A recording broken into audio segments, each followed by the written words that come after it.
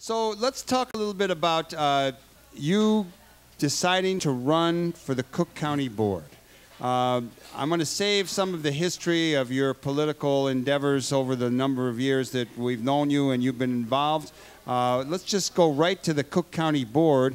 And you ran against an incumbent, also a Latino guy. That's correct. And but he was a machine guy. Tell us what possessed you to run. Well, Michael, I have been out of politics for nearly 11 years as a candidate. I worked in the nonprofit sector, building up a nonprofit community development corporation in the Little Village area, doing things to improve the local schools, to reduce violence, to bring some good economic development projects to the neighborhood, and really try to improve the quality of life of a community that has a lot of vitality, but that especially doesn't provide good opportunities for young people. And they're the largest sector of the population in the Little Village, predominantly Mexican community in Chicago. So I worked in the nonprofit sector doing those things, trying to create opportunities for young people, keeping them out of trouble, getting them to complete their education, look at going to colleges and universities and things like that. And, trying to turn lives around of kids that got caught up in the gang violence cycle and drugs, and, creating positive alternatives for that segment of the population especially, and thus improving family life. When you address the needs of kids, you're doing a whole lot to improve the quality of life for families. So I did that for 11 years. When I saw this election cycle coming on, I saw the potential and the promise of a candidacy of a reformer in Tony Preckwinkle, the alderman of the 4th Ward. And I thought that the opportunity for some progressive change at the county and to do away with the county being a dumping ground for political hacks and for patronage workers, for the political bosses that have dominated politics in Cook County and the city of Chicago for so long, that I thought, you know what, it makes sense to run at this point in time to help Tony Preckwinkle clean up the county government. It's a budget that has, just over $3.5 billion. It's responsible for important things like health care, county hospital, and the system of clinics throughout Cook County. Very, very important, especially for people who don't have health insurance, for the more vulnerable people in society, low-income folks.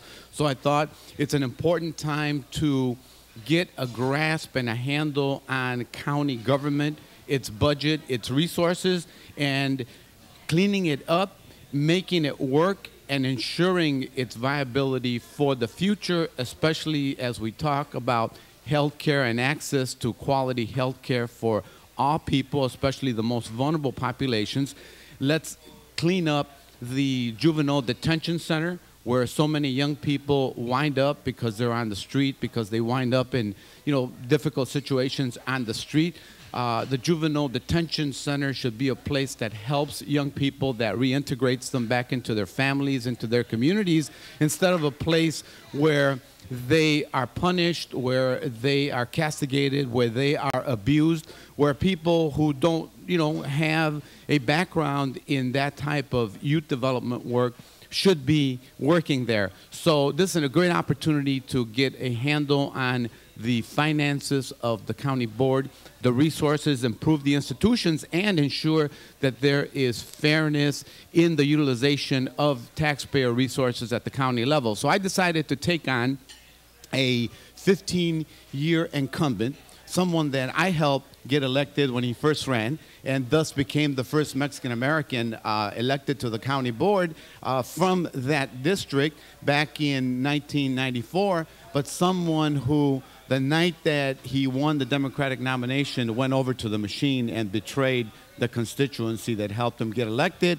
He had been a loyalist of the machine, and I thought the time for change was ripe, and we embarked on a campaign along with the candidacy of Rudy Lozano Jr., the son of a good friend of mine, political activist and the community activist back in the 70s in the Pilsen Little Village community, a labor organizer. Murdered.